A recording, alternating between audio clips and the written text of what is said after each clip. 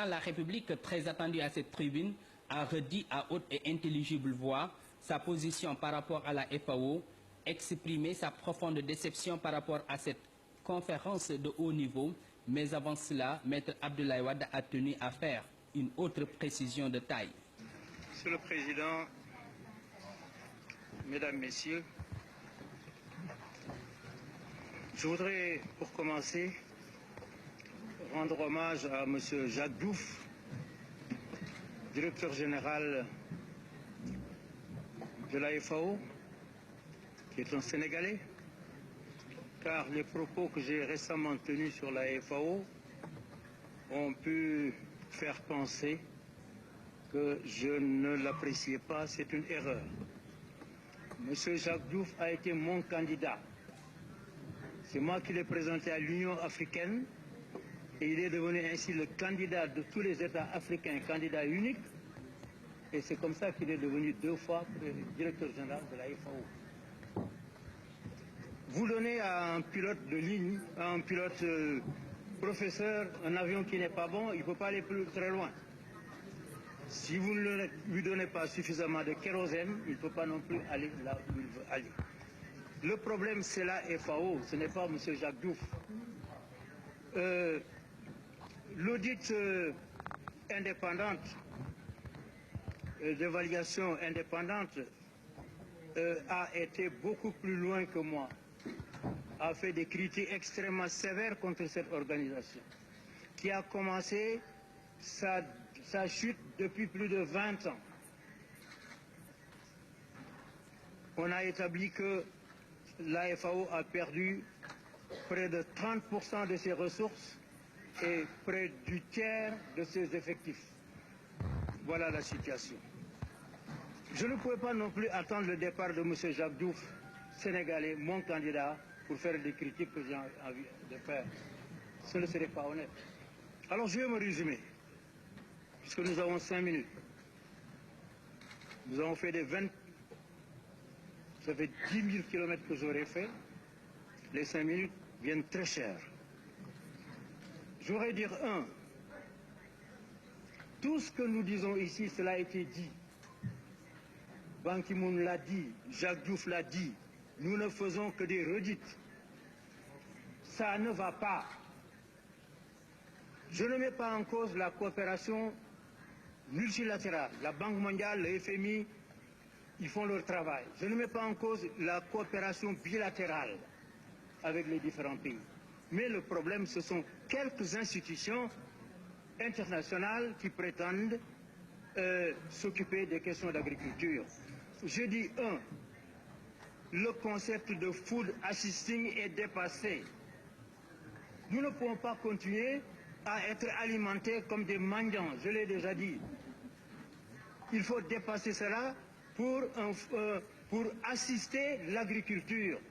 Au Sénégal, nous avons fait un plan qui s'appelle la GOANA, la grande offensive agricole pour la nourriture et l'abondance.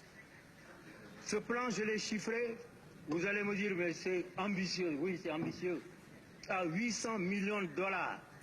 Nous avons 3 à 4 mois de pluie et la saison va commencer bientôt. Après, c'est la sécheresse. Et tout ce que nous plantons pendant cette période pousse.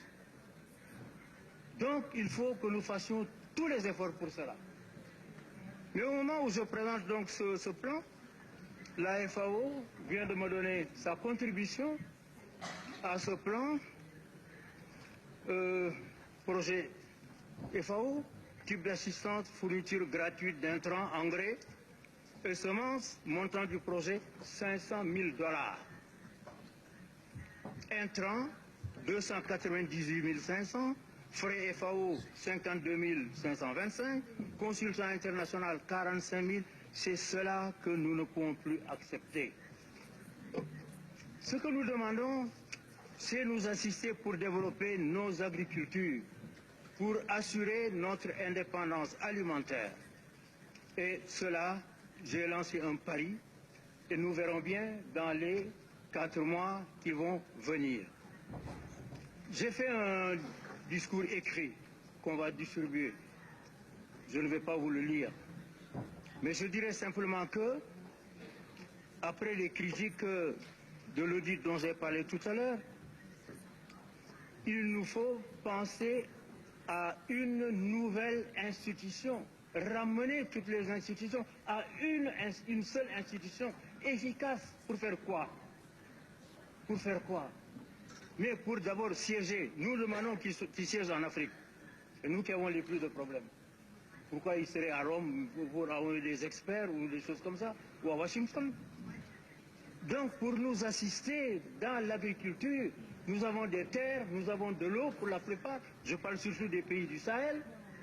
Ce qui nous manque, ce sont des engrais, ce sont des produits phytosanitaires et des semences. C'est ça notre problème, ce n'est pas autre chose.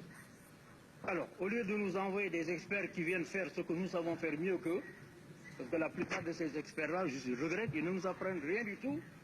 Au lieu d'utiliser 3500 administrateurs qui font des papiers, mais qu'on nous donne les choses directement, sur place, et on va essayer, avec le budget de la FAO, le budget, moi je me lance un pari, le budget de la FAO de 800 millions de dollars. Eh bien, donnez-nous ce budget pendant 3 ans. Donnez-nous ce budget pendant 3 ans. Et ne nous imposez pas de faire ceci ou cela, parce que nous sommes assez grands pour le faire. Et vous verrez, nous allons tout changer. Nous allons tout bouleverser. Il faut qu'on arrête.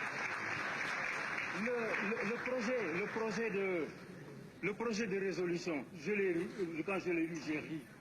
Ce projet de résolution. Il nous dit, si on respecte les engagements déjà faits. Non, ce ne sont pas des engagements, ce sont des promesses. Pas d'euphémisme, on nous a fait des promesses. J'ai calculé les promesses qu'on nous a faites depuis 2 ans, que j'assiste au G8, ça fait 200 à 250 milliards de dollars. Et notre projet de résolution dit, si on respectait ces engagements, on les a pas respectés jusqu'ici. Quand est-ce que voulez-vous qu'on les respecte? On ne les respectera pas.